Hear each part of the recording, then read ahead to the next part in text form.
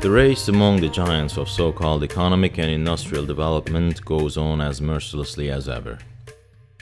In the meantime, globalization has become one of the most repeated words throughout the world. This round word can be defined from many different angles. For the indigenous tribal people of India, however, it has come to mean the loss of their lands, displacement, death, torture, rape, and all-round degradation.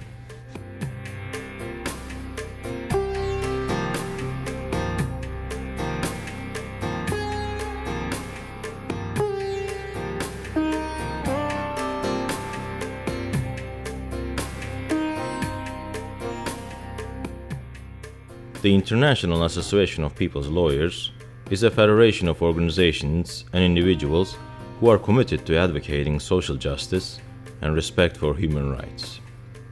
Among its members is the Indian Association of People's Lawyers. Even in areas where there are struggles unconnected with the Maoist movement, but there are struggles for defending the rights of the people, repression is extreme. Of course, the intensity of the repression varies with the intensity of the armed force of the people resisting. That has to be said. By the end of 2005, the IAPL was receiving reports of gross human rights violations against the tribal people in Chhattisgarh.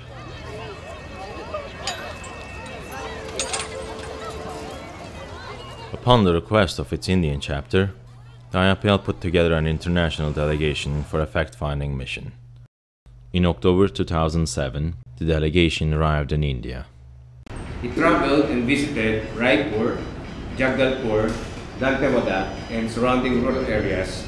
We spoke with different actors in the district, including the Superintendent of Police of Dantewada, the Deputy of Prisons, human rights lawyers, scholars, representatives of NGOs and other international organizations, such as Medicine Sans Frontières, and officials of a program supported by the UNICEF.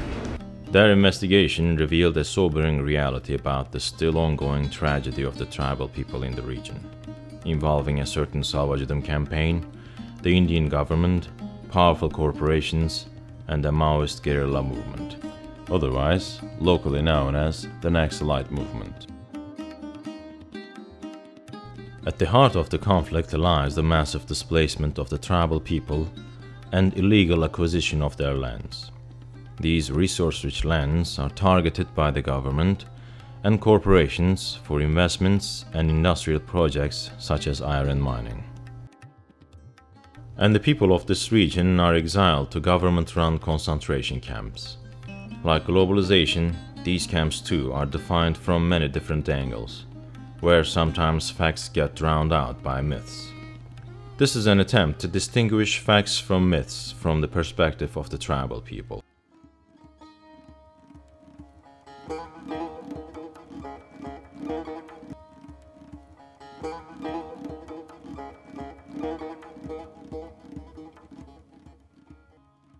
The official story is that these are shelters provided by the government for those who had to flee their homes because of Naxalite violence.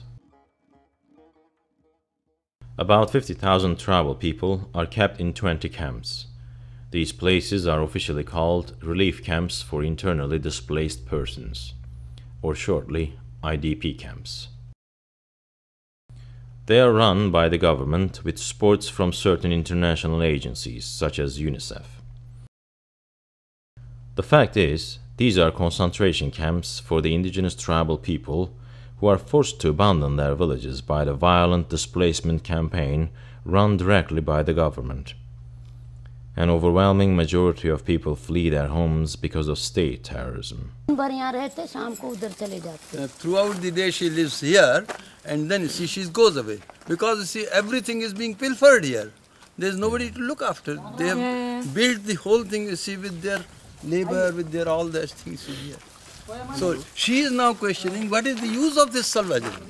We are forced. Now she has been forced there. Now she has to come in the morning because they are pilfering the things. So I am protecting my property and so on, being here in the morning and go back there. And in the evening. And she by herself is not afraid. She's not afraid. And Yes. so why is she going back to the camp? She is afraid of police. She is not afraid of Naxalites. You see, she wants to stay here. But Back. it's She's because afraid. she's afraid from the police. She Because don't come police back. pressurizes her And, yeah. every day. Just her beginning story was, if you just, Yeah. that they remained here even after Salwa Judum was started for 4 months. One day, a dead body was found here. Now, see, the police came, then they threatened us that, see, who has killed this, what has happened. They said, you see, we don't know anything. So therefore, see, they were forced that if you don't leave this, now, see, then you will be taken to task. क्यों? जुड़ुम में जाके क्यों? अब ये यहाँ आके यहाँ रहते हैं अब ये नहीं तो वहाँ क्यों रह रही हो जब तुम्हें डर नहीं है? डरा के जुड़ुम ले चालू जाते हैं। करे पुलिस वाले डराएंगे हाँ, धमकाएंगे डरा के मारपीट धमका के करेंगे लेके बोल के गए गए। हैं वहाँ पे The police, you see, have threatened them after this Judum was started. So they are afraid that they will beat them up, and unless you see, we go there. Otherwise, we are not afraid about anybody. This is what she says. पूरे डरा धमका के लेके गए हैं हम लोग को। They have threatened them and they have forced them to go there. By the Otherwise, police. they had no problem. By the police. By the police. The situation is heavy militarization. The army is not there, but there are 12 to 14 battalions, CRPF, there is IRB, there is Naga battalion, there is Mizo battalion. These people are, they're actually acting like an occupational army with the people there. So now people are really fighting for their field, for their home, for their, chickens and goats and everything. It's a question of their life and livelihood. That is the scale.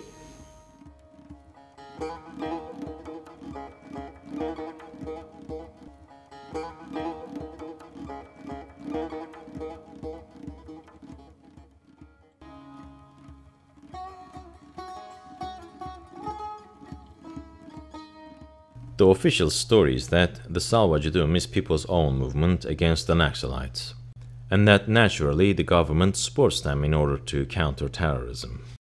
What is tried to be presented as a spontaneous movement by the government is nothing short of a mercenary army, mainly to facilitate an optimal ground for corporate investments and exploitation. For example, on 4th of June 2005, government celebrates, this year also celebrated, 2nd anniversary of Salwa Judum. That means government itself says that we have started Salwa Judum on 4th of June 2005.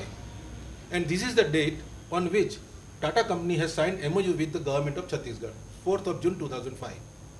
So the date on which an MOU is signed, Salwa Judum starts on the same day. Can it be mere coincidence? This is the website of a think tank organization, the Institute for Conflict Management. Regionally, it focuses on South Asia. In an article published on this site, certain facts regarding the Salwa Judum are accurately pointed out. In the article, a former Director General of Police states the following. While official sources maintain that the campaign, led by a local legislator, is hugely successful with the tribal people joining it in large numbers, local inquiries revealed a different picture. In the name of Salwa Judum, the tribal people are being forced to join a far from spontaneous mobilization.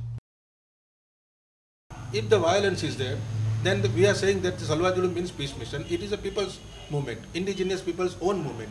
And government says that we simply support them. If it is a people's movement, then there are, again question comes. In a remote area where there are no communication, no road, nothing is there, how so many people from 644 villages on a different dates and sometime in a group, they come together, they assemble there and they decide that yes, we want to migrate or we want to go out from this place. How, when they have decided, how they have decided, and what was the communication mode? There was not none. Another reason why the Salwa Judum is not a spontaneous movement created by the local people is that an overwhelming majority of the tribal people in the region are deeply wary of the government and corporations, by whom they have been repeatedly deceived, whereas they have found the Naxalite movement to be a far more reliable and respectable entity. Not surprisingly, the popular support for the Naxalite movement is an obvious reality in the region. According to various internal security reports, the Naxalite movement enjoys massive support throughout a significant part of India called the Red Corridor. In order to eliminate the movement, the government is not only aware of the atrocities committed by the Salwa Judum, but also is directly involved in its maintenance, target decisions, and operations.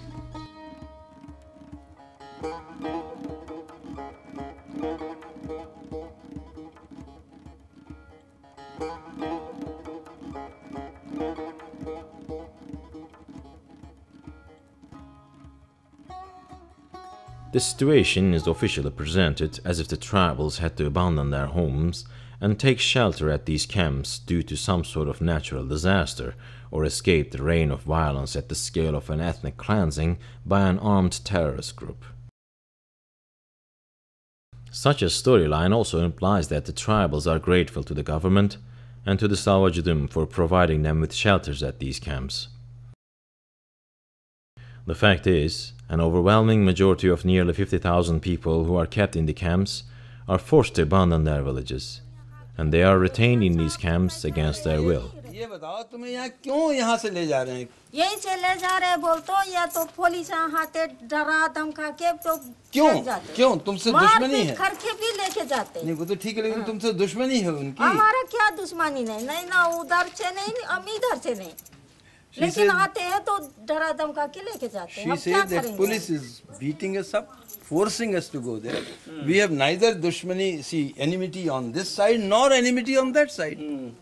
We have not afraid, but it is the police, you see, which is forcing us out, you see, from this village. So what does she think is the reason why they are being beaten up and being forced? They don't know. They don't know. Villagers are taken to the camps by Salwa Judum and police forces, alleging them as Naxal supporters. And on the same ground, they are not allowed to go back.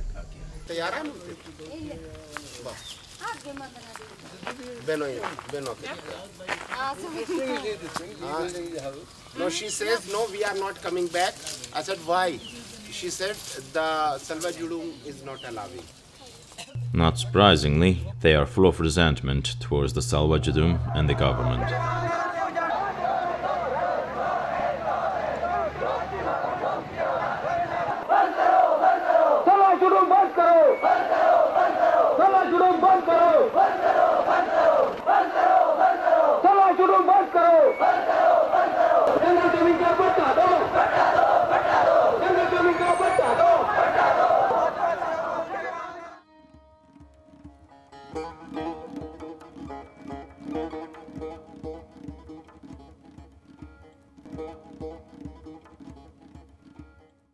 Officially, it's claimed that the tribal people are better off at these camps, meaning they are safer, they are comfortable and well kept, and that they have better chances at integrating into the modern world. The fact is, camps have devastating social and psychological effects on the tribal people. They lose their sense of identity, pride, and function that they had in their own environment. Detached from their own natural habitat, they become listless and deeply depressed. They are made rootless, dependent, and lethargic. They are just sitting idle there. They are not doing anything in the camp. They don't have any property as land and animals, anything else. They are malnourished and confined to live in cramped and windowless makeshift sheds. अब क्या करेंगे तो अब तो घर द्वार नहीं है फिर आना पड़ रहा है यहाँ चापू खरा तो खाने कमाने का क्या हो रहा है? अब खाने का वैसे ही जुड़म का चावल देते ये तीता तो घर हो जाता है पूरा खा से होता बीच में तो खत्म हो जाता। फिर क्या करती हो? क्या करते हैं वो पैसे वैसे रहने वाले खरीद को खा लेते। She says that some rice is given by the Judum people for their maintenance, but that is not sufficient. So if you see, they have to arrange, you see, from this side, that side, you see, to meet both hands meet. That is what she says basically. इधर रहने से मस्त सुविधा रहे हम लोग को खेती किचन करने वाले अभी खेती किचन भी नहीं कर रहे हैं और जुड़म का चावल कितना दिन चलेगा? She says that, you see, we were so well off with our land here, with our agriculture here, but now how long, you see, with this small amount of the rice which is given by the Judum will last. Camps are densely put together on limited surfaces. The allowed movement area for the camp residents is incomparably smaller than the areas where the tribals traditionally live. In their villages, tribals enjoy the benefits of their generous environment. They farm, gather, and celebrate their sense of community.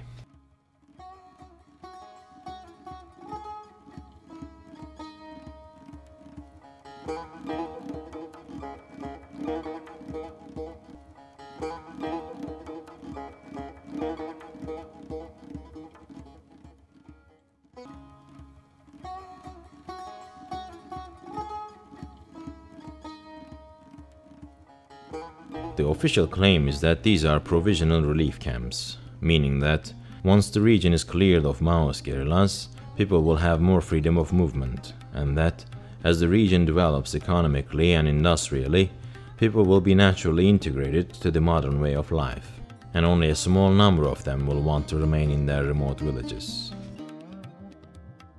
At this point, it seems that the only true part of these claims is that these camps are temporary, but not for the reasons that are officially mentioned.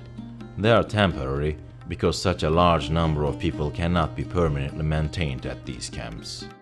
If the situation goes on as it is, without the rule of law, most probably these people will be eventually let down into the already huge army of desperately poor population in and on the outskirts of cities. Unable to cope with the intricacies of mainstream society, with its unfamiliar legal and economic structures, they will lose their tribal economic roots, their identity, and their pride. They will be marginalized and be condemned to remain among the population of the lowest castes in the strictly class and caste-bound Indian society.